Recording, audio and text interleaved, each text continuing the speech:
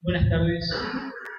Inauguramos nuevamente el ciclo de reflexiones y de charlas, debates que todos los años, al finalizar el ciclo lectivo, empezamos a trabajar. Estos espacios fundamentalmente pretenden cerrar procesos que hemos iniciado y hemos continuado durante el cursado. En esta ocasión tenemos como invitada a la licenciada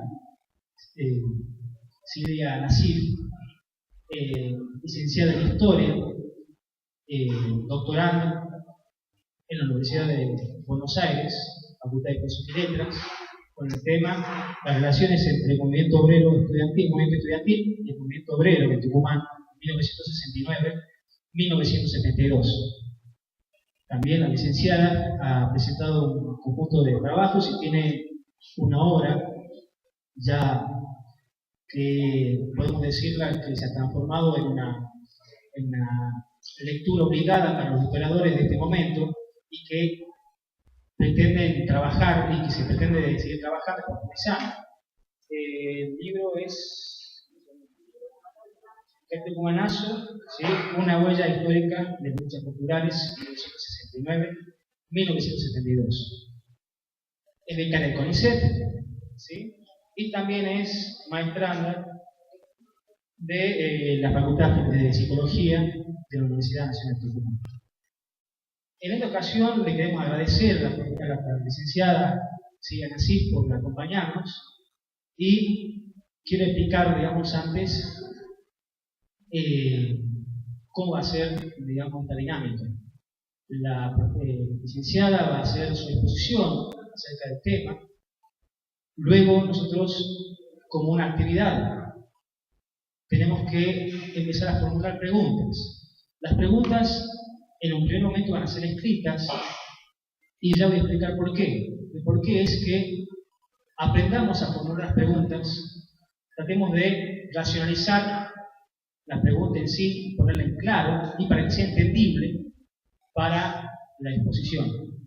Esta dinámica pretende también ir incorporando nuevos procesos en ustedes y dar forma, digamos, al abordaje del conocimiento. Bueno, los dejo por... Sí.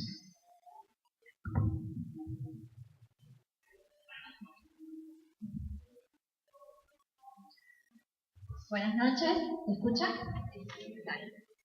Bueno, primero muchas gracias por la invitación a la rectora, el doctor Jaime, a la profesora Marcela Santillán y bueno, acá a Pablo, que lo conozco, ha sido ayudante mío de la facultad, así que nos conocemos hace mucho. Cuando me invitaron a dar esta charla pensaba qué contribución se podía dar respecto al conocimiento de la historia reciente y sobre todo a los tucumanazos, que es el tema que yo investigaba.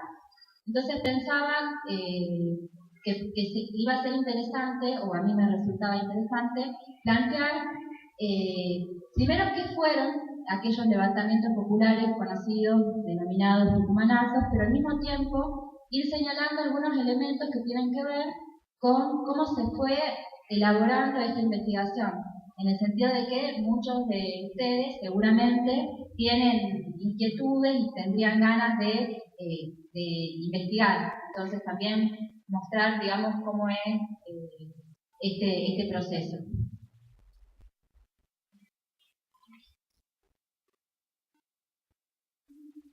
Como profesora de historia, les tengo que contextualizar, digamos, dónde se llevaron a cabo los tucumanazos. Tenemos que tener presente que toda la década del 60 y 70 a nivel internacional es una época de grandes cambios sociales, económicos, políticos, en la cual la palabra revolución es una palabra muy utilizada, estaba, digamos, en el marco de lo que era la Guerra Fría, el surgimiento de los países del tercer mundo, los movimientos de liberación nacional y social en distintas partes de Asia, África y América Latina. Y en ese marco es que se inaugura, digamos, en la Argentina, en 1966, la autodenominada, una dictadura autodenominada, Revolución Argentina, derrocando al gobierno constitucional de Arturo Umberto Illia en el año 66. Esto lo vamos a ir desarrollando a medida que pase el tiempo, pero esto es como una cosa obligatoria como para que no nos perdamos y podamos ir y venir en el tiempo. En el año 69, a nivel nacional, digamos, como ocurrió el Mayo francés del 68, en la Argentina también tuvimos nuestro Mayo del 69, con diferentes levantamientos populares que recorrieron la Argentina, desde Corrientes, Rosario, Córdoba y también en Tucumán, que tienen la particularidad de la denominación ASO, en la terminación ASO. Estos levantamientos fueron provocando cambios en la dictadura y produjo muchas veces el recambio dentro del régimen. Después de Onganía, en el 70 lo sigue Roberto Levingston y finalmente en el 71 va a estar Alejandro Agustín Lanusse, hasta el 73 que tiene que convocar obligatoriamente ya elecciones. Todo esto en el marco, digamos, que nosotros tenemos que tener presente de la proscripción del peronismo. En el 55 se lo derroca al general Perón, se lo manda a un largo exilio, y eso, digamos, generaba una gran contradicción en todos los gobiernos que siguieron, que era justamente qué hacer con el peronismo y qué hacer en particular con aquellas conquistas sociales, económicas, que obtuvo la clase obrera durante ese periodo. Eso, digamos, entraba en abierta contradicción con los distintos regímenes que iban sucediéndose entre democracias débiles y golpes de Estado. En ese contexto, digamos, a nivel local, lo que sería en Tucumán, nosotros podemos hablar de un momento álgido que es el cierre de los ingenios en el año 66 y distintos levantamientos en los pueblos del interior de Tucumán. El más representativo es en Villa Quintero, en el año 69, en abril del 69. Después, un gran levantamiento que ya es en la ciudad de San Miguel de Tucumán, conocido como el Tucumanazo. Y en el año 72, el segundo Tucumanazo, conocido como Quintazo, porque tiene que ver en las instancias de la Quinta Agronómica. Cuando comenzamos la investigación de qué eran los tucumanazos, uno de los problemas que tenemos los investigadores en general, pero yo creo que tiene que, digamos, o bueno, yo lo he sentido así en los 60 y 70, los que investigamos ese periodo, es la falta de fuentes escritas. En función de que, bueno, que muchas fuentes, como por ejemplo desde la FOTIA, por ejemplo, la Federación Obrera Tucumana de la Industria del Azúcar, no tiene en su poder un archivo propio, no tiene documentos de lo que fue la historia de esa federación, que hasta el día de hoy tiene mucha gravitación en la provincia. Lo cual, lo que ellos explican es que justamente las sucesivas dictaduras hicieron desaparecer toda esta documentación que ellos iban guardando. Es lamentable, pero por ejemplo el acta fundacional de la FOTIA es una fotocopia, no tiene ni el original. En ese nivel estamos hablando. Estamos hablando que muchos militantes o muchos sectores en el momento de la dictadura tenían que destruir los archivos o los documentos, los panfletos que tenían, porque eso podía ser causante de perder la vida en la dictadura que siguió, la dictadura del 76. Entonces hay una escasez en la cantidad de documentos. De todas maneras, lo que sí hemos utilizado son la prensa, que la Gaceta es una fuente obligatoria, está, digamos, detallado día a día lo que pasa, el nivel de protesta que hay. Otro diario tucumano también es el diario Noticias. que lamentablemente se encuentra fragmentado, no está entero, y que además ha sido rescatado por una fundación de la basura, una parte. Digo porque esto también tiene que ver con la conservación del patrimonio cultural de los tucumanos. Tendríamos que pensar nosotros como futuros profesionales, futuros docentes, investigadores, cómo hacemos para empezar a plantearnos que tenemos que tener una política de conservación del patrimonio cultural. Y eso también nos compete a nosotros como futuros profesionales. En ese sentido, digamos, la escasez de fuentes a mí me llevó a utilizar la historia oral como una herramienta. Yo ahí descubrí que en realidad el testimonio de las personas que protagonizaron esos hechos es muy importante y no solamente por la información que aportan, sino porque tiene que ver con lo que esas personas vivieron y sintieron y hacen muchísimo más vivo y muchísimo más contradictorio también el relato de esos acontecimientos. En ese sentido he tratado de ser lo más amplia posible.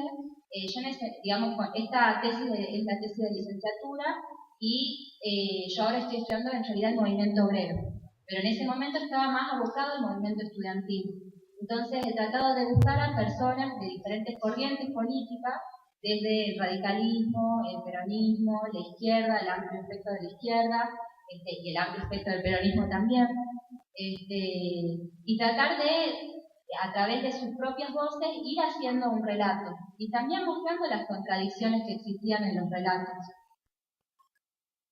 Bueno, y la bibliografía consagrada al periodo, que es escasa y por cuanto muy valiosa, en la cual nosotros podríamos decir que hasta el momento había dos grandes enfoques. Uno que intentaba de alguna forma minimizar lo que habían sido los levantamientos populares en Tucumán en ese periodo y sobre todo negando la participación de la clase obrera. Y para eso el recurso que se utilizaba era decir que justamente los tucumanazos habían sido estudiantinas, o sea, negando la participación activa no solamente del movimiento obrero, sino de muchos sectores del pueblo que apoyaban estos levantamientos. Frente a ese enfoque existe otro que quiere justamente mostrar cómo fue estos levantamientos y de qué manera participó la clase obrera. En ese sentido, el estudio pionero es el estudio de Krenzen, que es un sociólogo de Buenos Aires, que esa es una pregunta también que a mí me llamaba la atención, porque el primer estudio serio sobre el tema era alguien de Buenos Aires, no un tucumano, y después también están los trabajos de Diego Elbani y de Rubén Kotler, que hicieron el documental del Tucumanazo, y que también de alguna manera ellos intentan reflejar, digamos, cómo fueron y de qué manera participaron los sectores populares de estos grandes levantamientos.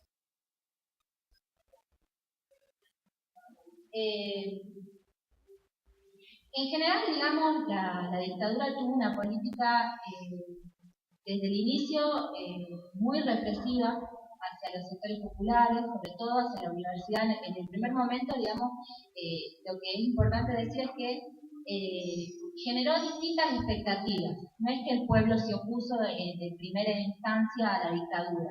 En Tucumán tenemos que recordar que había una situación muy complicada. El año 65 había sido la crisis de sobreproducción azucarera, con una cosecha récord de 12 toneladas, y eso había generado, digamos, muchísimo malestar, falta de pago, conflictos obreros, conflictos entre los cañeros.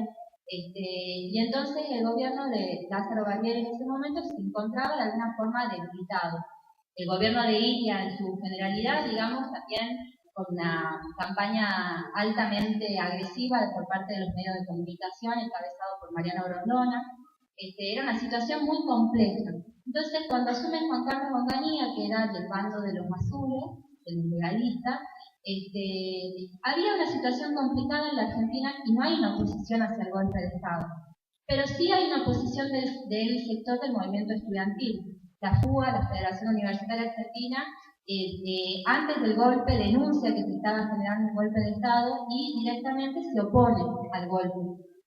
Esto también le va a costar a la FUA y al movimiento estudiantil que una de las primeras políticas de la dictadura va a ser intervenir las universidades nacionales, sacarles del cogobierno y la autonomía, que esa es una pelea histórica que tiene el movimiento estudiantil, la comunidad universitaria en su conjunto desde la reforma del 18, y directamente entonces intervienen las universidades y a la vez prohíben los centros de estudiantes.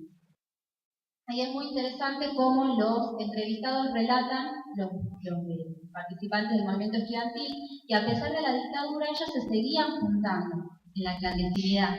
Y entonces, por ejemplo, elegían iglesias, algunos lugares que digamos que ellos entendían que iba a ser más difícil que los descubran, entonces un punto que ellos marcaban eran las iglesias. Ellos se juntaban en las iglesias y se pasaban información. Nosotros podemos decir que respecto a la lucha popular en la Argentina entonces estaba un primer periodo, desde el 66 al 69, que podemos hablar de una etapa de repliegue. Pero teniendo en cuenta que el movimiento estudiantil tiene una posición de lucha muy importante y que en Tucumán, producto de lo que ya vamos a hablar, que es el cierre de ingenios azucareros, hay momentos de anticipación de lo que va a ser el mayo del 69. Esa es la propuesta que yo hago de análisis, digamos. Hay momentos en las pobladas que hay en Tucumán que se manifiestan claramente en contra de la dictadura. El año 68 es un año clave y un año de transición de lo que sería esa etapa de confusión o de expectativas hacia la dictadura. Primero, porque el movimiento obrero puede, digamos, tener un sector del movimiento obrero que es la CGT de los argentinos. En ese momento, en el año 68, hay un congreso de la CGT en la cual se divide la CGT de los argentinos, por un lado, encabezado por Raimundo Ongaro, y por otro lado, la CGT de Azopardo, que estaba dirigida principalmente por las bambalinas, sería Augusto Timoteo Abandón. Pero la CGT de los argentinos se puso claramente como un polo de oposición a la dictadura y a la vez llamaba a la unidad obrero estudiantil. A la vez, digamos, ese mismo año la FUA por primera vez puede decretar un paro nacional a nivel de que muchas universidades del interior acatan el paro y se manifiestan en la calle. Entonces, por eso nosotros decimos que el 68 es un año de transición. Pero finalmente, después de los sucesos de los levantamientos populares del 69 en adelante, vamos a hablar de un periodo de auge de esas luchas populares. El 71, digamos, con el segundo cordobazo o vigorazo, y el 72, en donde sí hay distintos levantamientos en San Juan, en Mendoza, en Río Negro, en Tucumán. Entonces podemos hablar que era un levantamiento era un levantamiento federal, no solo en Buenos Aires. Esto ustedes seguro lo saben, digamos, pero Tucumán, una de las actividades principales hasta el día de hoy sigue siendo la industria azucarera. En ese momento, en el año 66, existían 27 ingenios azucareros. El 21 de agosto del año 66, una de las primeras medidas que toma el gobierno respecto a lo económico, Néstor Jorge Salimey, es justamente decretar la intervención de 7 ingenios azucareros en ese momento. Creo que eran 7 ingenios azucareros de Tucumán. Ya voy a pasar esto.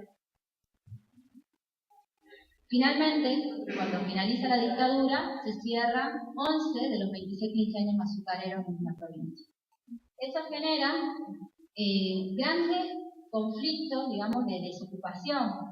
Hay 250.000 tucumanos que tienen que emigrar forzosamente de la provincia porque no encontraban trabajo. 10.000 obreros quedan sin su fuente de trabajo. Era una situación caótica y como ustedes sabrán, digamos, en el interior, donde hay un pueblo de ingenio hay un desarrollo no solamente de los obreros, cañeros y todos los que están involucrados en esa actividad económica, sino que es un punto de desarrollo para toda la comunidad. O sea, uno va, por ejemplo, a pueblos donde han cerrado hoy en la actualidad y ve la situación muy de miseria que todavía siguen existiendo en esos pueblos donde antes funcionaba un ingenio azucarero. El movimiento obrero tucumano también, en el primer momento, tiene una posición de expectativa respecto a la dictadura. justamente contaban algunos de los entrevistados que cuando llegan, justamente el 9 de julio del 66 se cumplían 150 años de la independencia.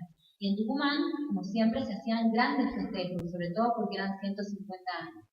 Y lo que contaron muchos entrevistados es que había una situación muy contradictoria porque había una dictadura y Onganía iba por la avenida Mate de Luna y la gente a los costados, una multitud enorme, todos describen, saludaban con banderas argentinas al dictador, digamos, que iba por la avenida Mate de Luna.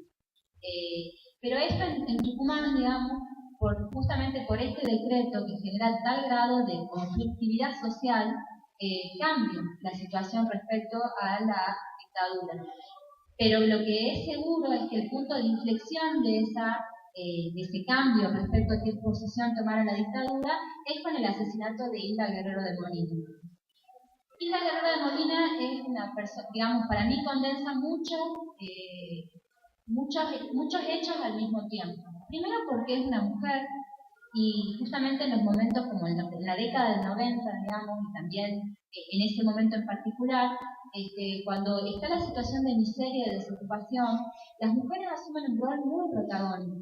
Y no es casual entonces que Hilda Guerrero de Molina haya sido la primera víctima de la dictadura en ese sentido, porque las mujeres tuvieron un rol muy, muy importante en las ollas populares que se iban estableciendo en cada uno de los ingenios azucareros. Hilda Guerrero de Molina además era una militante, ella era de la rama femenina del peronismo. Y además el día anterior, porque una de las versiones era que en realidad fue sin querer que la mató, o sea que no es que hubo algo, todavía no se sabe, digamos, está investigando sería, pero que no fue ocasional, pero el día anterior a ella había sido golpeada por la policía. O sea, ella tenía una participación, porque otra forma de desacreditar el asesinato era que ella no tenía una participación activa. Eso es mentira, en primer lugar, porque ella era una militante y tenía una organización política en la que estaba.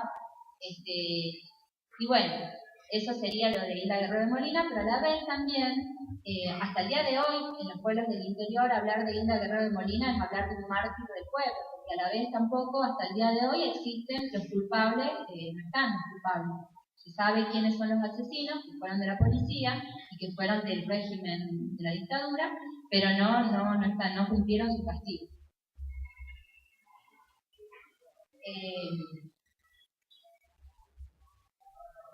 Y a la vez, digamos, también lo que es importante de mencionar es que la dictadura no fue sencillo el cierre de ingenios. Si lo pudo hacer, también lo hizo a través de la fuerza. Por ejemplo, en el ingenio Santana fueron directamente la Gendarmería, la Policía Federal y fuerzas de la aviación a cerrar el ingenio, porque hubo una resistencia en distintos pueblos. Hay, digamos, Bellavista, que es otro de los ingenios que estaba intervenido, tenía que ser intervenido y cerrado. Y gracias a la lucha popular se impidió el cierre. Entonces, justamente lo que condensa lo de Hilda Guerrero de Molina es que existieron muertos, sería para que se pueda implementar la racionalización económica del cierre de ingenios azucareros.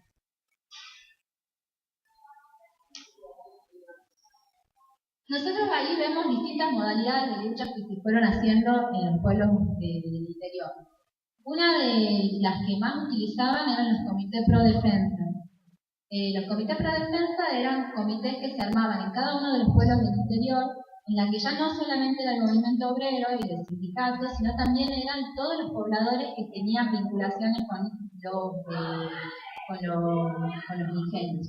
Participaban desde comerciantes, docentes. Bueno, los docentes en todo este periodo tuvieron un rol muy activo y una de estas figuras emblemáticas de los docentes es justamente la figura de Isauro Lancibia, que está desaparecido, lo matan el mismo día del golpe de Estado, el 24 de marzo del 76, y cumplían un rol muy activo. Los estudiantes contaban que si ellos necesitaban sacar algún volante, o necesitaban dinero, o necesitaban apoyo, iban directamente a TEP, que era el gremio de los docentes, y sentían respaldo, y bueno, eran muy combativos. Otra forma de resistencia era tomar la fábrica. Eso se hizo en algunos ingenios azucareros, tomaban la fábrica directamente con rehenes.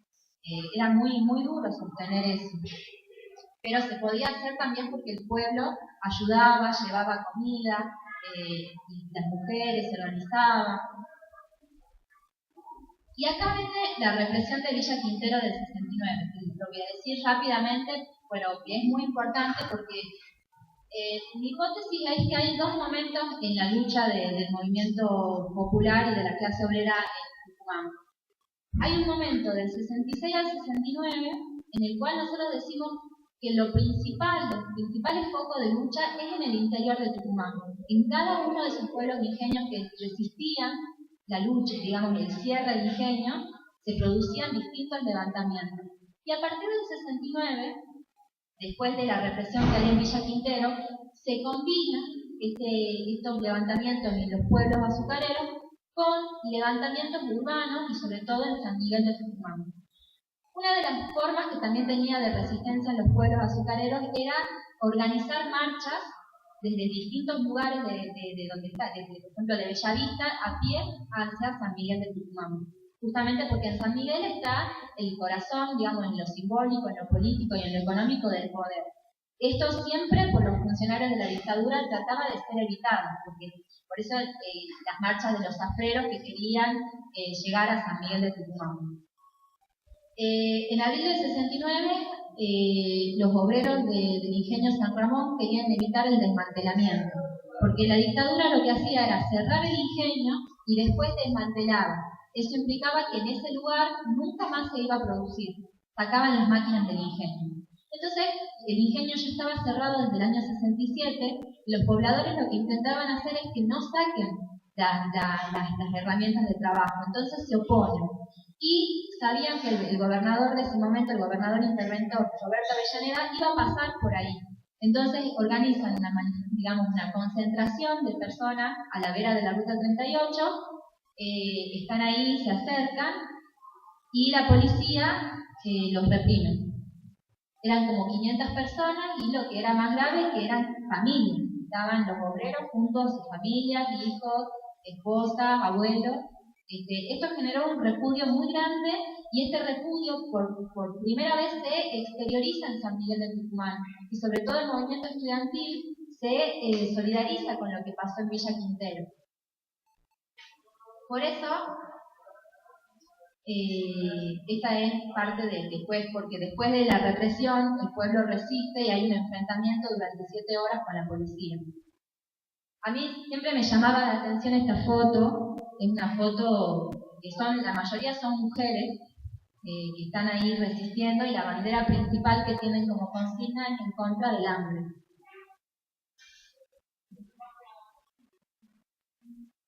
En Tucumán, digamos, esto tampoco se estudia mucho, pero siempre se habla del cordobazo como levantamiento popular, que sí, efectivamente ha sido superior respecto a la unidad obrera estudiantil, pero en Tucumán también existieron levantamientos populares con características similares a los del cordobazo.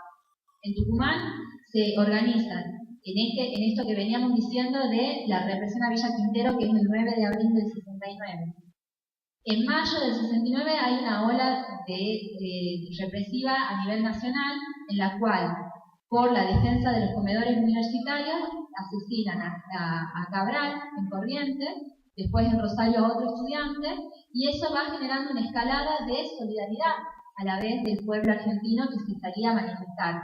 Una de las formas de las manifestaciones que tenía el movimiento popular eran actos relámpagos, que era ir a distintas determinadas esquinas a tirar panfletos o hacer un pequeño discurso rápidamente para despistar a la policía.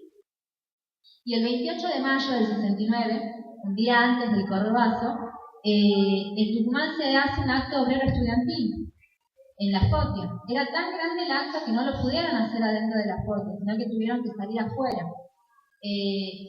Estuvieron 17 oradores. 10 de esos oradores eran obreros, esto para los que quieren negar la unidad obrero-estudiantil, que era de determinada forma, y a la vez de 17 me llamaba la atención una sola mujer, que era una estudiante. Como ya les he dicho, digamos, las universidades han sido intervenidas, están los centros de estudiantes. En el movimiento estudiantil hasta ese momento había una división en dos grandes grupos: los estudiantes humanistas por un lado y los reformistas por otro lado. Los humanistas no participaban de los centros de estudiantes, eso era de los reformistas. El tema es que era tal grado de represión que los estudiantes ven la necesidad de unirse, y por primera vez en las facultades se crean los centros únicos de estudiantes, que son los que existen hasta el día de hoy, en los cuales están todos juntos y, digamos, a través de elecciones se eligen las autoridades. Pero eso es un avance de ese momento histórico del 79. Los comedores estudiantiles cumplían un rol muy importante en ese momento. Ustedes tengan en cuenta que no es el momento actual con la proliferación de universidades en todas partes del país, sino que era un momento anterior en la cual en el noroeste la universidad más importante era la de Tucumán. En Tucumán venían muchísimas personas del interior de la provincia, pero a la vez de Jujuy, de Salta, de Santiago del Estero. Y estos estudiantes, digamos, para ellos el comedor universitario era la única forma de que ellos puedan seguir estudiando y terminando sus carreras. A la vez, digamos, el comedor cumplía también un rol de politización, era de sociabilización. En ese lugar iban obreros a discutir junto a los estudiantes, y se armaban como miles de asambleas. Hasta el mismo comedor después tiene como una propia organización en sí misma, paralela a los centros de estudiantes.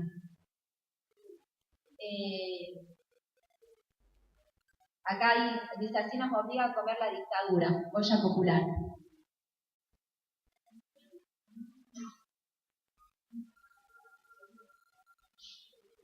Y ahí pasamos a lo que sería el tucumanazo del 70. El tucumanazo del 70 comienza principalmente justamente cuando los estudiantes quieren impedir la privatización del comedor universitario y a la vez aumentar la plaza de cantidad de personas que podían consumir en ese comedor. A la vez, digamos, había una situación generalizada de descontento, desde los judiciales, los médicos, los docentes, bueno, el movimiento obrero, que se encontraba diezmado en ese momento en cuanto 250.000 tucumanos se tienen que ir. Eso también es lo complejo para explicar cómo es la participación del movimiento obrero. Pero también hay tomas en las fábricas, en los cañaverales, digamos, en las colonias. Y justamente los estudiantes deciden salir a comer a la calle y son reprimidos por la policía.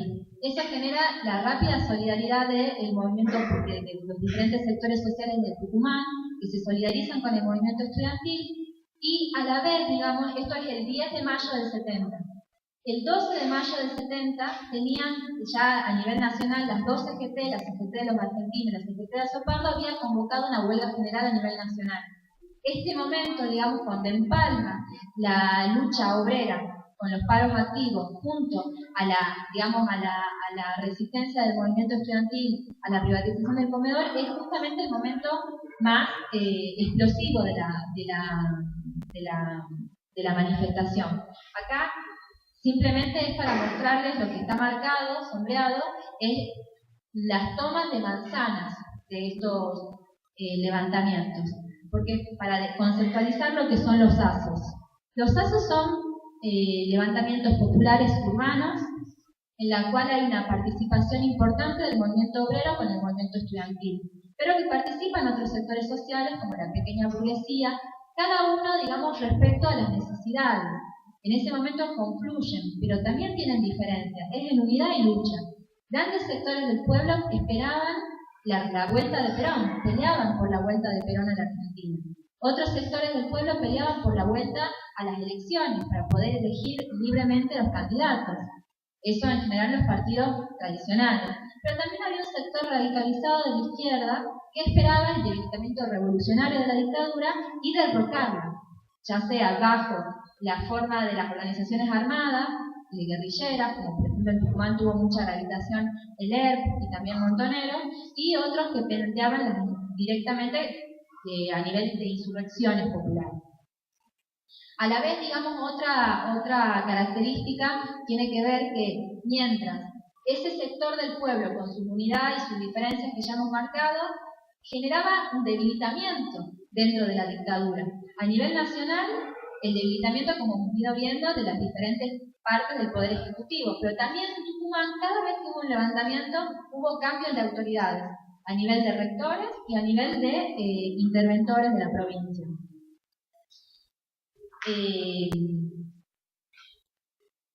Y finalmente, digamos, ahora pasamos al último levantamiento popular en Tucumán, de estas características, después existieron otros, pero ya no como ASO, que es el quintazo, que también acá sí se ve, digamos, una participación menor del movimiento obrero y sobre todo del movimiento obrero azucarero, aunque en realidad empieza justamente porque a los que reprimen es al movimiento de estatales que estaban en lucha. Y los estudiantes se solidarizan digamos, al movimiento de estatales, y ahí empieza el 21 de junio del 72, empieza el quintazo, que dura hasta el 27 de junio. Yo, digamos, en la investigación los había dividido en momentos, digamos, que tienen que ver en cuanto a cómo fue el nivel de represión. Esto era un Neptuno, era un carro hidrante que lo habían estrenado recién, y los estudiantes con bombas molotov tiraban adentro de los carros para que no, como una forma de defenderse. El segundo momento es el momento más dramático, porque es cuando lo asesinan a Víctor Alberto Villalba, era un estudiante salteño, esto como para que tengamos en cuenta de lo que venía diciendo de la gravitación de la Universidad Nacional de Tucumán respecto a estudiantes de otros lugares. Era un chico de 20 años, un estudiante de ciencias exactas, y al igual que el crimen de Hilda Guerrero de Molina, nunca los culpables cumplieron su condena. Esta es una de los instrumentos de defensa que tenían los estudiantes, que es una onda gigante. No sé si ven, pero lo que sería, tiene como unos escudos, les habían hecho unas rueditas para que la puedan transportar. Supuestamente utilizaban damajuanas de 5 litros como bombas molotov.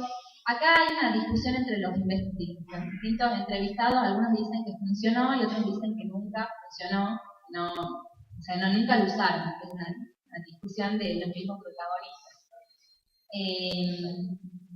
Acá la zona de protesta es mucho más amplia y a la vez, digamos, cuando los reprimen directamente a los estudiantes, va la gendarmería, el ejército. Lo que decían los entrevistados era que nunca se había visto un despliegue en realidad tan importante de las fuerzas represivas, con gendarmería de Salta, de Jujuy, que había venido a directamente sofocar.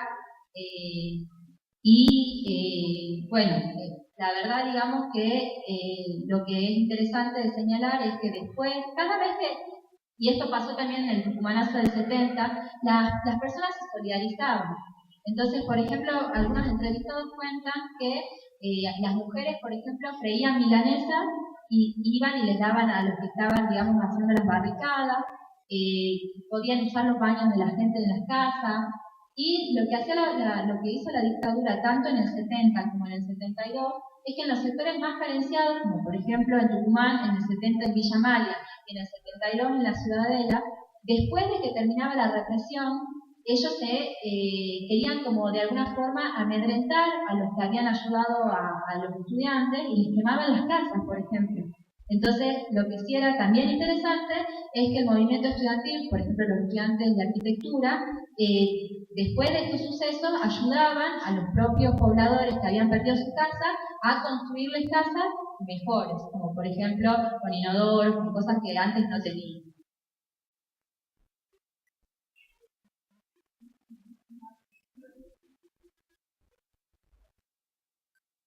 Bueno, este segundo tucumanazo termina con la rendición del movimiento estudiantil en la Quinta Agronómica.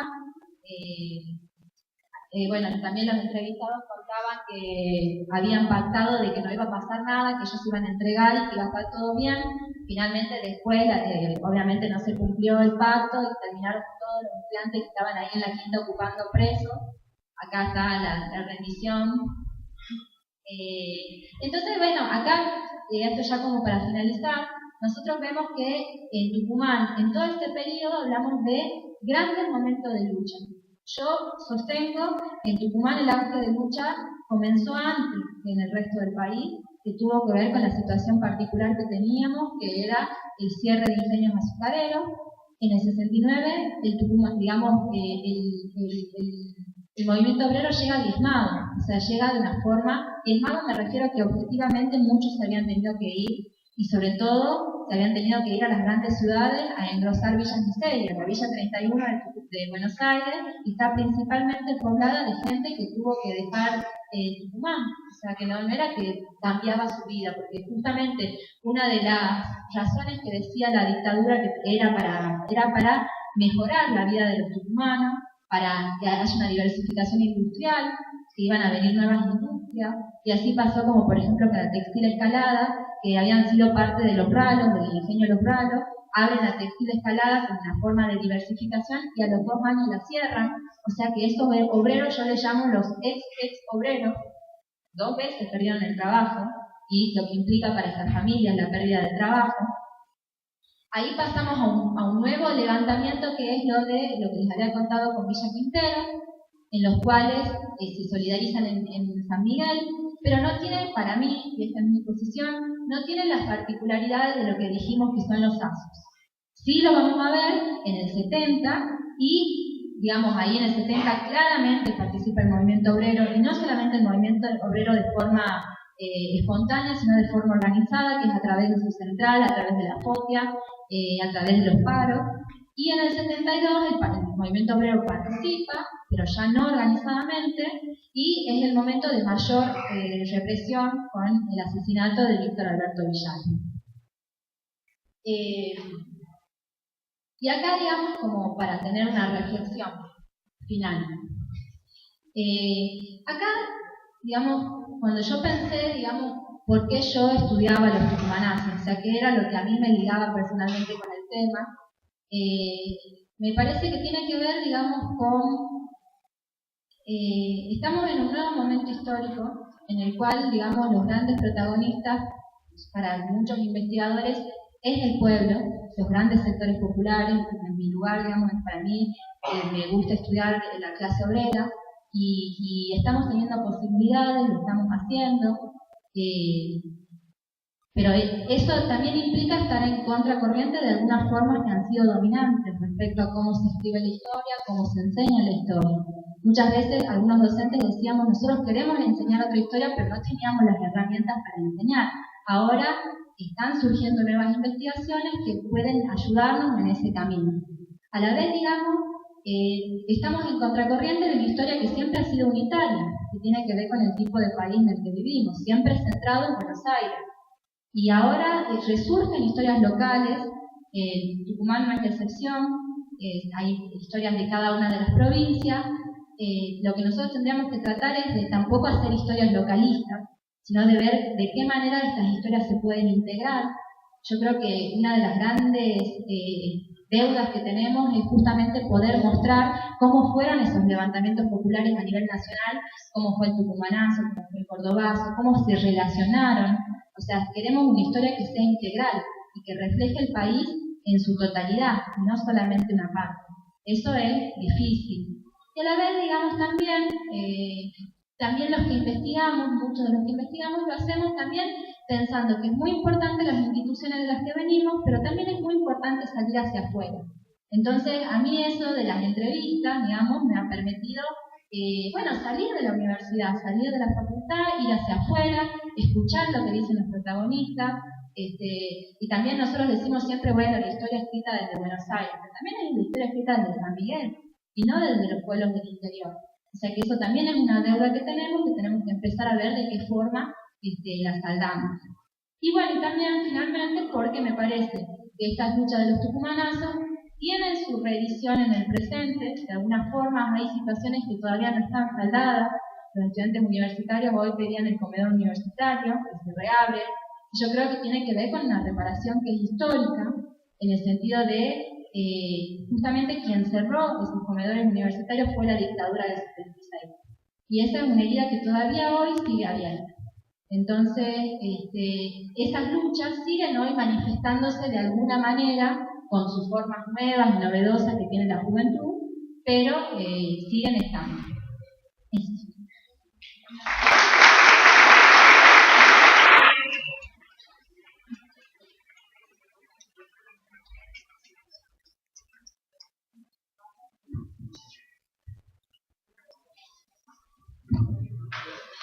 Bueno, le agradecemos a Silvita, yo la conocí como Silvita de cuando era estudiante. Y bueno, primero comenzamos con recaudemos las preguntas, empiecen a formular preguntas. Yo creo que ya han ido tomando apuntes algunos compañeros para que puedan ser leídas. ¿Hay algunas? Bueno, para comenzar, la profesora Marcela va a ir respondiendo.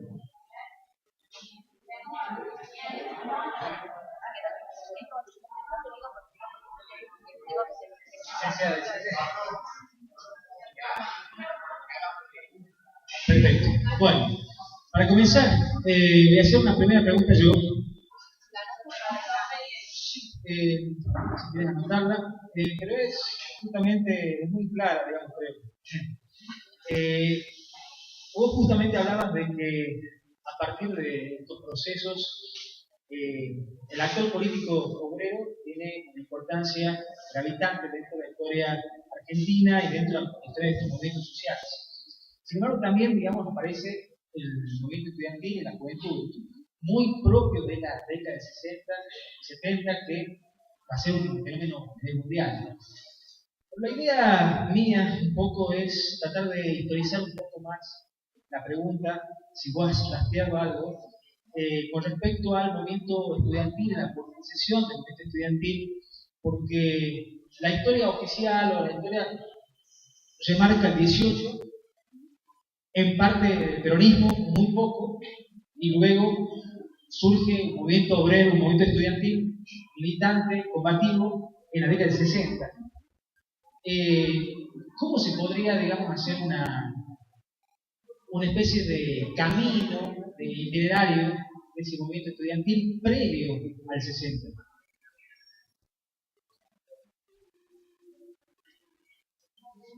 No sé si quedó clara la pregunta. ¿Sí? Tenemos que... ¿O la que es en la mano? ¿Cómo tú?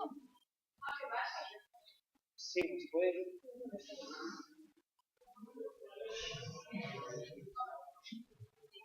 Bueno, yo creo que hay, así en frío, digamos, la pregunta, porque yo me especialicé en ese periodo. Creo que el primer momento es justamente con la reforma del 18.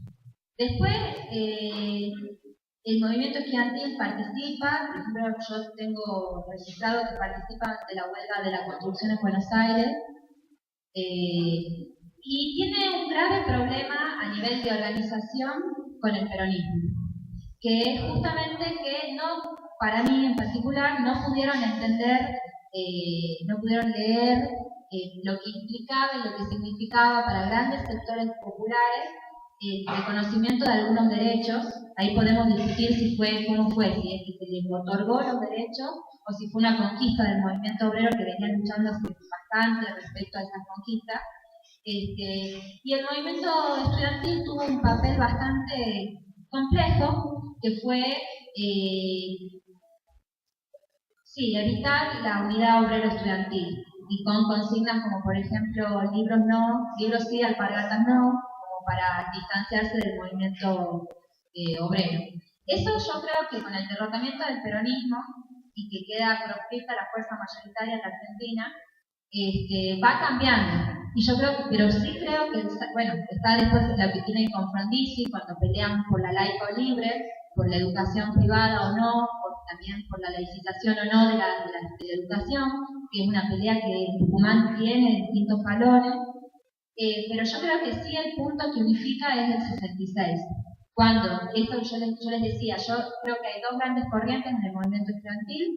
Uno son los estudiantes humanistas, que tenían más una vinculación con el catolicismo, muchos de ellos eran antiperonistas, y los reformistas, que peleaban principalmente por aquellas banderas de la reforma del 18, como el cogobierno, la educación pública. Esos dos movimientos encausan en el 66, porque no les queda otra, porque tienen un enemigo común que es la dictadura. A la vez hay otra corriente que se va radicalizando, que es la nueva izquierda, que tiene que ver con aquellos partidos políticos y corrientes políticos no organizados que se diferencian y que a la vez no plantean que la universidad no es la isla democrática, que la universidad tiene que estar en contacto con la sociedad, que tiene que servir al pueblo. Esa sería una tercera corriente que me parece que surge en la década del 60 y que encausa.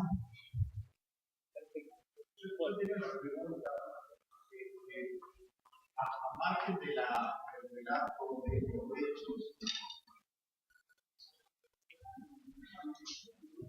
al margen del relato de los hechos que vos muy bien expusiste, quería saber la siguiente discusión, que es más bien teórica o de marco conceptual historiográfica, respecto a la conciencia de clase, si es que se le puede llamar, no sé cuál es tu visión, tu postura sobre este tema, la conciencia de clase en unidad de estos dos movimientos sociales, como ser el estudiantado con un objetivo y el obrero con otro.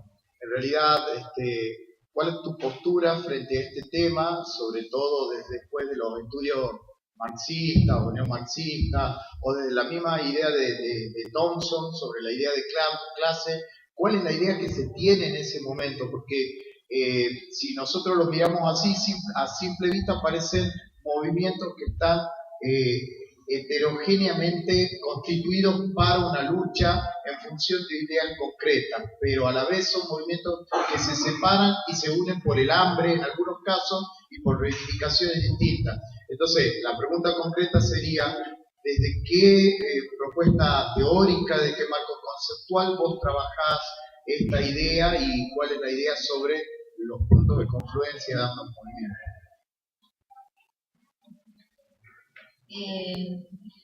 Yo me posiciono desde el materialismo histórico y dialéctico para el análisis de la historia en general.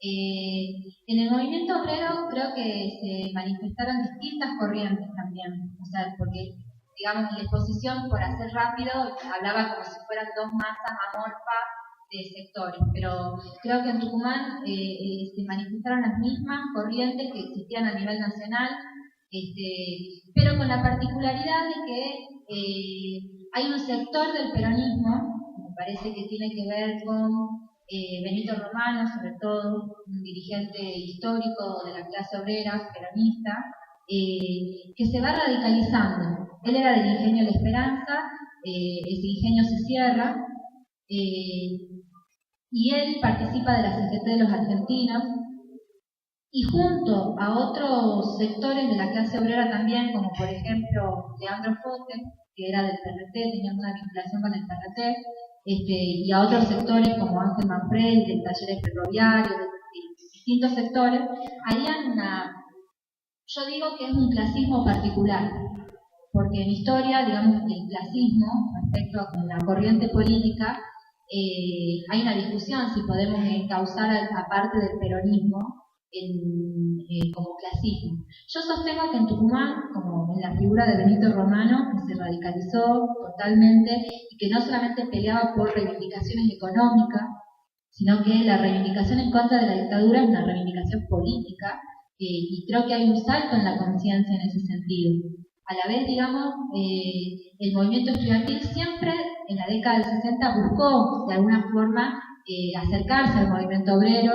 Los estudiantes de los que yo entrevisté, muchos comentan que iban a las puertas de fábrica, participaban de las ollas populares, pero yo creo que el momento de mayor solidaridad es justamente con los asesinatos de los estudiantes, que el movimiento obrero sí se solidarizó, y por ejemplo el acto del 28 de mayo, que contaba del 69, es justamente una propuesta que hace la CGT de los argentinos y la FOTIA en solidaridad con el movimiento estudiantil. Yo creo que eso es una conciencia, un salto en la conciencia que no solamente desde una posición despectiva hacia el movimiento obrero, que solamente pelea por reivindicaciones económicas. Yo creo que ahí hay un salto en la conciencia.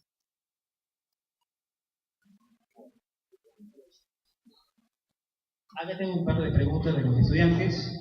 Una con respecto a lo metodológico y a cuestiones, y que es muy interesante en torno a tu experiencia como investigadora. Dice, en lo que corresponde a la historia oral, ¿cuáles fueron las dificultades en la búsqueda? La principal, yo a partir de lo que yo conocía, por ejemplo, primero entrevistar estudiantes antes que el movimiento obrero. Me parece que tiene que ver en el lugar en donde yo me sentía más cómodo, de donde yo conocía mayores dirigentes. La dificultad mayor ha sido acercarme hacia dirigentes del movimiento obrero. Tengamos en cuenta que son personas mayores. Y a la vez, digamos, para mí la principal dificultad en realidad es que los dirigentes más destacados del movimiento obrero, como por ejemplo Benito Romano, que es el que le acabo de mencionar, o Leandro Fote, Isaura Larcibia, Ángel Manfredi, bueno, distintos dirigentes que han sido muy importantes para el movimiento obrero están desaparecidos. Entonces, yo creo que la dificultad más grande es esa, que no, digamos que los referentes no están. Y después la otra dificultad que tenemos es que muchas veces en nuestra formación no está salir al interior, o sea, no está salir hacia afuera. Entonces, contactarse con esos sectores es difícil. Y además que es difícil, hay que generar una relación. ¿Por qué ellos me van a decir a mí información? O sea, ¿quién soy yo para que ellos de alguna manera yo les estoy pidiendo que me cuenten parte de su vida? Parte de su vida que todavía hasta el día de hoy no está resuelta. Hay cosas, heridas muy profundas. Que creo que en este sentido los juicios es una forma de reparar históricamente lo que se está, digamos, lo que se habla de lo de la memoria. Son limitados, pero es necesario. Yo creo que está cumpliendo una función pedagógica que nosotros como historiadores tendríamos que centrarnos, observarlos. Pero yo creo que la dificultad mayor es que muchos no están, que es difícil ir al interior, muchas veces además no tenemos recursos para ir, no conocemos, pero después a mí en particular se me fue haciendo como una bola de nieve. Me iban contactando, me iban conociendo, entonces iba al Ingenio Bellavista, hablaba con Julio Lescano, por ejemplo, que es un dirigente histórico del peronismo. Julio Lescano me conoció, ¿no? Tuve que ir varias veces fui a Bellavista y no había nadie, o sea, nadie me esperaba, tener que volver, la frustración, seguir. Es difícil, pero yo creo que sí se puede, y a mí me parece que es muy importante empezar a pensar en equipos interdisciplinarios o en equipos de disciplinas. Uno solo no puede, eso está clarísimo. Yo hasta ahora voy recolectando más de 50 entrevistas y, bueno, tienen que ser, o sea, yo quiero que sean muchas más, pero es lo que se puede una sola persona. Acá hay otras preguntas. Hay dos que son similares, de leer una, para verificarlas. Es decir, ¿qué similitud y qué diferencias se denotan en los tucumanazos del 70 y 72 con respecto a las últimas luchas estudiantiles? Bueno, yo creo que la primera diferencia, las luchas estudiantiles en la actualidad surgen por una reivindicación de género. Justamente los estudiantes se solidarizan con dos compañeras que habían sido abusadas en la facultad, o sea, no, son compañeras de la facultad que habían sido abusadas, y los estudiantes se solidarizan. Yo creo que esa es una diferencia, porque en la década del 60 y 70 la cuestión de género no era una cuestión tan importante como es en la actualidad.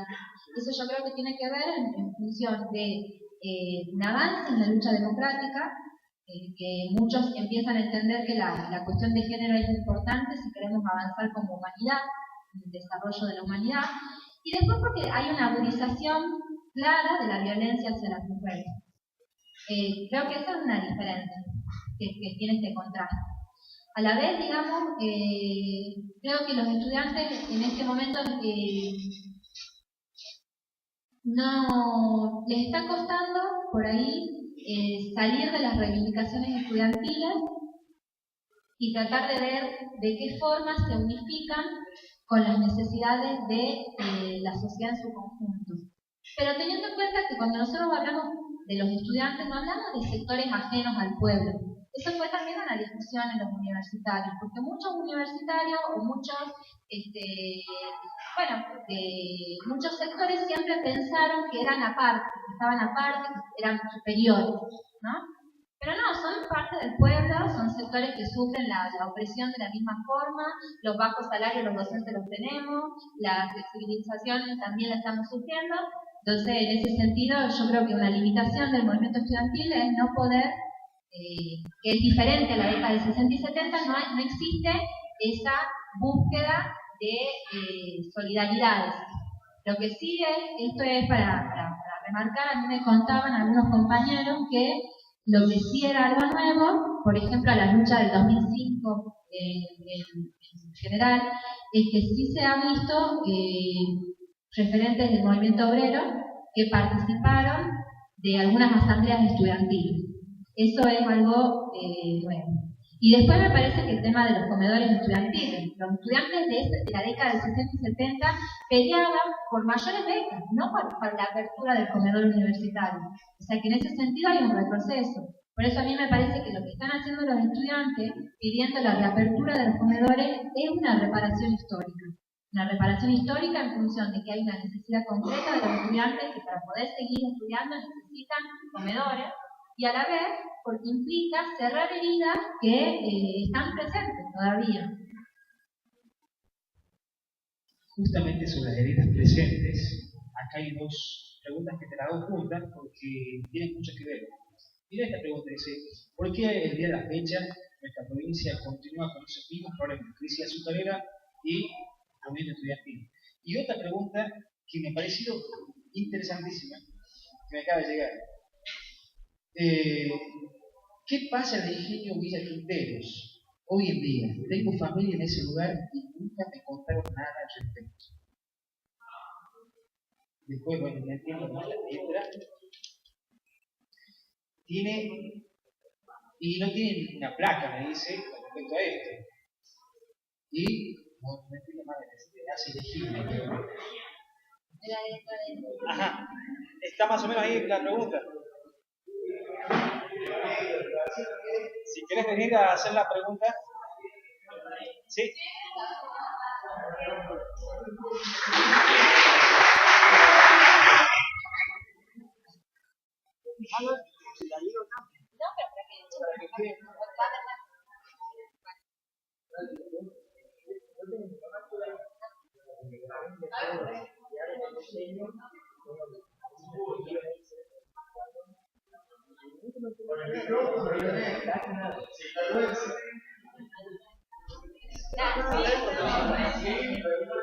Bueno, lo que pregunta el compañero es, que tiene que ver con esto que hablábamos de la memoria y de la contradicción que todavía sigue existiendo hasta el día de hoy en algunos pobladores y en el pueblo en general. En Villa Quintero estaba el ingenio San Ramón. Ese ingenio ha sido cerrado en el año 67 y después sufrieron la represión del año 69. Hasta el día de hoy, digamos, no sigue en el mismo estado.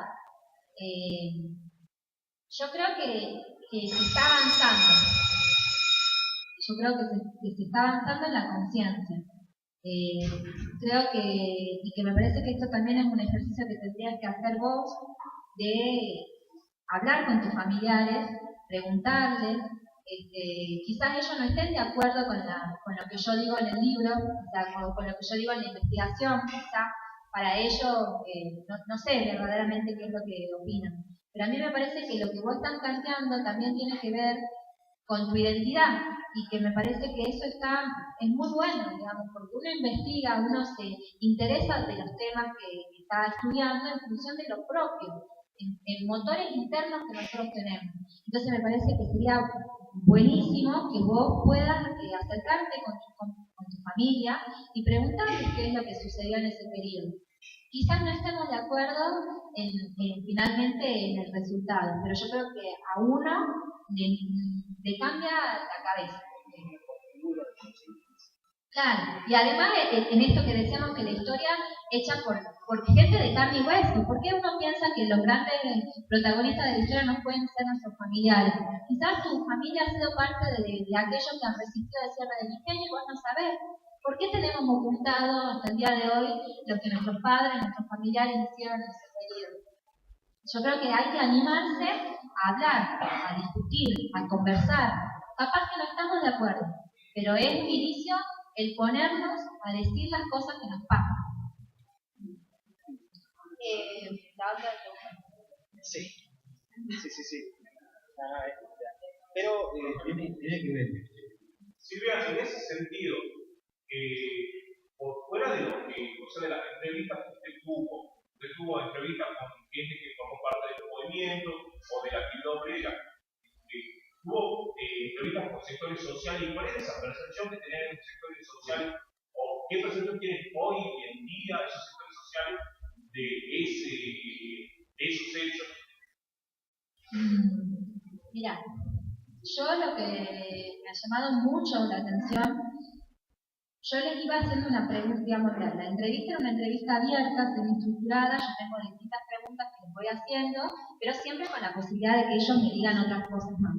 Y la última pregunta que yo hacía en general era, a 40 años de esos hechos que ustedes protagonizaron, ¿qué es lo que piensan hoy? A mí me llamaba mucho la atención el cambio en esa pregunta, porque la mayoría, cuando contaba lo que había pasado, siempre cuentan, digamos, desde su posición, la mayoría reivindican, digamos, lo que hicieron. Todavía, digamos, no me encontré con gente que le parece algo que estuvo mal, pero la pregunta sobre el presente generaba contradicción, como desde algunas personas que decían, bueno, perdimos, o sea, desde la frustración, otros sectores que decían, bueno, seguimos luchando, tenemos que hacer que las cosas sean distintas, o otros sectores que evalúan que lo que se hizo fue parte de una década de utopías y que ya no es así, y bueno, y otros sectores más esperanzados en los jóvenes. Muchos también planteaban la necesidad de que estas entrevistas, de que lo que ellos decían, que sepan su familia, esto que hablábamos recién. Muchos me decían, yo nunca les contesto a mis hijos, y no sé por qué te lo estoy contando a vos. Entonces, no sé. Bueno, vamos cerrando. Hay una pregunta última. ¿El movimiento estudiantil tenía vinculaciones con movimientos armados?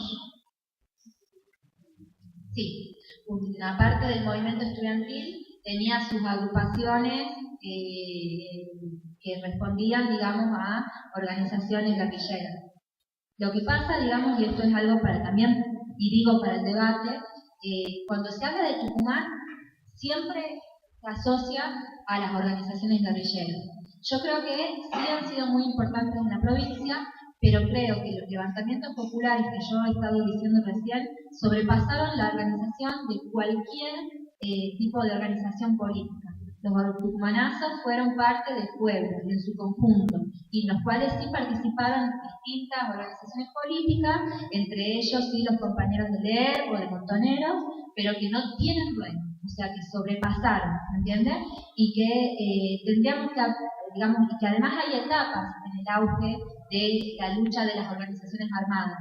Entonces que hay que dejar ese reduccionismo que para mí ayuda a no poder ver, digamos, que ayuda y contribuye por ahí a teorías nefastas, como por ejemplo la teoría de los dos demonios, de justificar que en Tucumán era necesaria una represión, porque era importante, nadie dice que no, eran importantes. Yo creo que de la izquierda, en el movimiento obrero, las organizaciones más importantes eran de LER, pero no podemos reducirlo a eso, y los levantamientos populares no tienen dueño.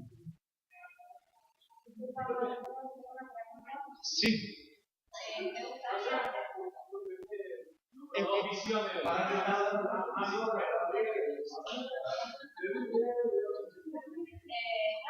gustaría escuchar alguna reflexión que también menciona el diario de la red de instituciones, ¿no? El diario de los universitarios, que sabemos de los intelectuales, el punto de compromiso que tiene que haber con las necesidades de la institución y de la sociedad. efectivamente también en el se retoma esa idea, se refuerza, ¿cierto? Es un vínculo justamente entre los estudiantes que se encontraban, que tiene que ver con no sería mirada, una repercusión para los chicos, no sería este rol diario que deberíamos de tomar en los centros de saber. Me parece muy importante tu pregunta. Me parece que nosotros como docentes, investigadores, tenemos un rol de mucho compromiso en la sociedad. Me parece que tenemos que terminar esas ideas de que nosotros somos especiales, que prima en muchos lugares de las casas de estudio, de que somos aparte de la sociedad. Nosotros somos parte de la sociedad y como somos parte de la sociedad sufrimos los mismos problemas que sufre la sociedad. Que haya compañeras que hayan sufrido abusos sexuales es problema de la sociedad. Que haya compañeros que todavía no tengan resueltas sus necesidades básicas es nuestra responsabilidad. Que los estudiantes vayan a las escuelas y no reciban todo el contenido es nuestra responsabilidad. A la vez también como docentes tenemos que tener suplidas nosotros también, y por eso somos parte del pueblo, también nuestras necesidades básicas satisfechas. Eso significa no solamente en lo económico, sino también en el conocimiento. Porque que no hayamos tenido mucho tiempo historias que reflejen o que traten o que sea de intención reflejar cómo es la historia de nuestra provincia, es una mutilación al conocimiento y es una mutilación a la historia del pueblo. Y nosotros somos parte de ese pueblo. Entonces yo creo que la responsabilidad nuestra es y en este momento histórico en particular, es muy importante. Muy importante saber escuchar, hacer que los chicos participen. Yo creo que la historia oral es una herramienta fundamental que nosotros tenemos que hacer que los chicos puedan hablar con sus padres, con sus abuelos, de volver a generar orgullo de ser, hablamos con la profesora, orgullo de ser argentinos, orgullo de ser tucumanos, orgullo de ser latinoamericanos. Eso no se hace si no se conoce. Y bueno, y también mostrar las cosas que estuvieron mal.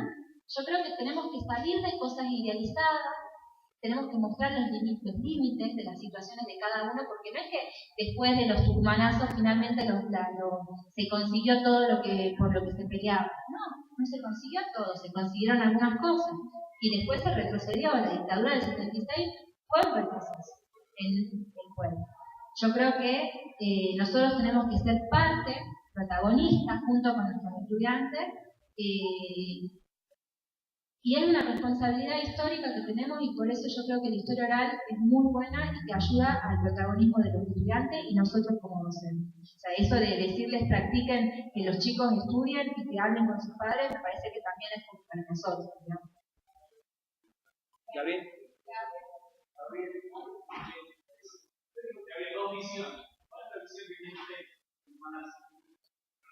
Yo me inscribo en la visión que me parece que el movimiento estudiantil tuvo una participación importantísima y que en muchos lugares fue la levadura que posibilitó el motor, la mecha que terminó de desembocar en estos tucumanazos, pero que no se lo puede reducir a estudiantino. Yo creo que por lo que venía diciendo, la lucha en Tucumán empieza en el 66, empieza desde el día de cierre de Ingenio y sigue hasta nuestros días. No se termina.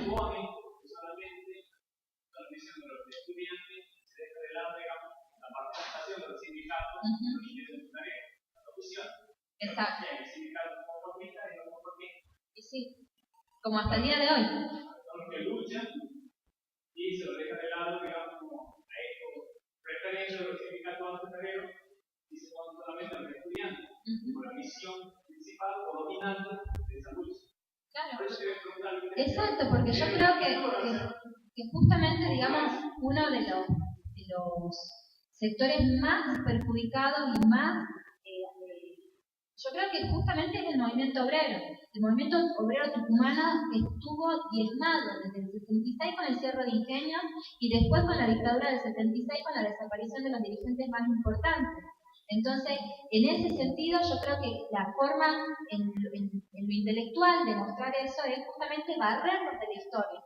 Decir, no participa. estas reivindicaciones eran de los estudiantes, no eran populares. Yo creo que a esa visión yo no suscribo. Y bueno.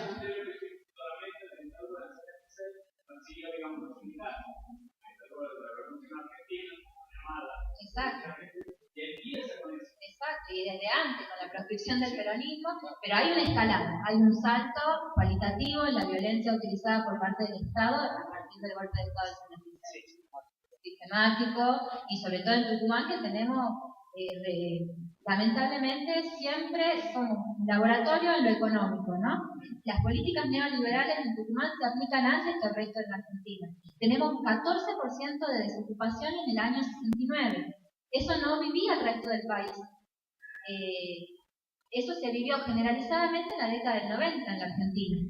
Después tenemos el primer centro clandestino de detención. Si eran solo estudiantes, ¿por qué entonces desapareció el movimiento obrero? Una parte importante del movimiento obrero sería la pregunta. Bueno, sí.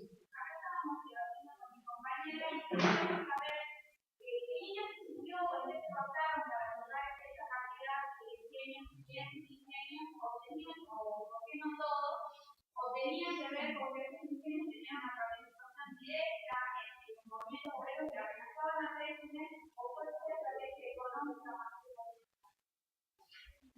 Es muy complicado, porque yo creo que responde principalmente a una necesidad económica, que era beneficiar a los ingenios del norte, que tienen su particularidad. Me refiero al norte, Salta y Jujuy. El grupo Arrieta-Blaquier. Blaquier, que ya sabemos quién es, una persona que está siendo procesada en estos momentos, pero que a la vez sí tiene esa particularidad, y esto no para dividir al movimiento obrero, pero el movimiento obrero tucumano era mucho más combativo, digamos, tenía un grado de sindicalización más importante.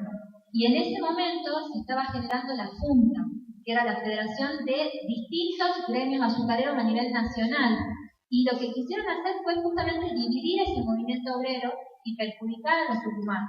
A la vez hay que señalar que no solamente se beneficiaron grupos como Blaquier, sino también grupos económicos en Tucumán, como por ejemplo el Ingenio Concepción, es quien más se benefició del cierre de ingenios en Tucumán, en tierra y en cantidad de producción. Entonces, porque siempre se dice solamente del norte. No, es del norte, y también hay una diversificación y una situación de monopolización de la industria acá en la provincia. No, y el experimento iba hacia otro tipo de industria, como por ejemplo la textil, el trabajo de escalada, era darle a un dueño uruguayo capitales para reinvertir en otra variabilidad de industria que no sea la industria azucarera, pero no se hizo una cosa ni la otra. Por eso es mucho más complejo lo que vos decías. No es solamente, una buena pregunta no es solamente tal o cual ingenio. Pero de rebote. Claro, de rebote cae cualquier cosa y después a caer se le va de la mano al proceso. Bueno, vamos, si quieren, terminando el debate. Si bien el cierre de las dictaduras es una pregunta ya sé la respuesta, imaginamos. Si bien las dictaduras cerraron los comedores universitarios, ¿no piensa usted que a 3 décadas de la vuelta a la democracia, los comedores son una deuda de esta democracia y no solo de las dictaduras? Por supuesto. Además les quiero contar que justamente fui a las interescuelas de historia en Mendoza, ahora de año. Y porque muchos decían, yo soy estudiante también, y también he peleado por la reapertura de los comedores, y en Mendoza hoy los estudiantes tienen un comedor universitario donde comen 1.800 personas y los estudiantes comen por 3 pesos.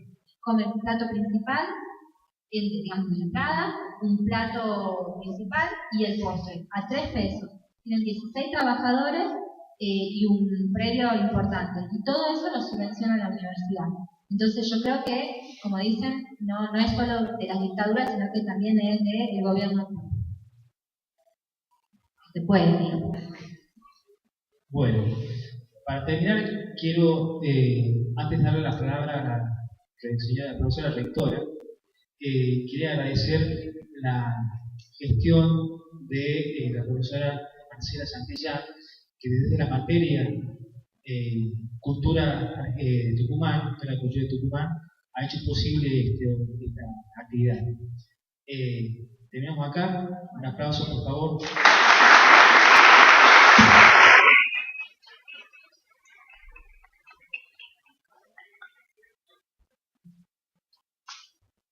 Bueno, no, yo solamente para agradecer, la verdad que ha sido un verdadero placer, creo que todos compartimos poder escucharla a la licenciada Silvia, realmente ha sido excelente. Realmente uno se va con esto, uno desde la pedagogía creo que la mirada que uno tiene hacia la enseñanza, como estos temas que nos regionalizan nuestra función también, digo, desde el lugar de la enseñanza en el secundario, esto lo que hablábamos antes, tiene que ver con temas como estos, ¿no? Construir nuestra historia, nuestra identidad, nuestro lugar, a partir de conocer estas investigaciones que realmente profundizan, nos hacen sentir aún más parte de toda una historia que nos atraviesa, a nuestros congéneres y demás, así que la verdad que felicitaciones, realmente un lujo. Y bueno, la profesora ha dejado el libro, una donación a la biblioteca del instituto, así que lo registramos y va a poder ser consultado.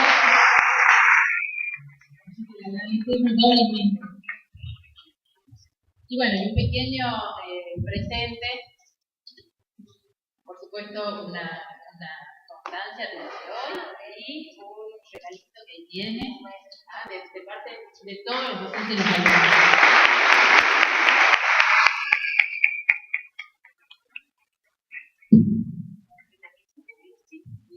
No, les quería agradecer mucho que se hayan quedado, que hayan escuchado. Para mí es un orgullo estar acá con ustedes, es algo muy importante porque muchas veces esto de que nos quedamos encerrados, para mí era importante poder decirles y ayudar, aportar un poquito en la formación de formadores, que van a ser de futuros formadores, que son ustedes, que tienen una responsabilidad muy grande. Y me he sentido muy cómoda, han escuchado, han participado, la cantidad de preguntas me parece que también denota un nuevo momento en el que ustedes no se quedan callados, toman la palabra y la verdad que los felicito.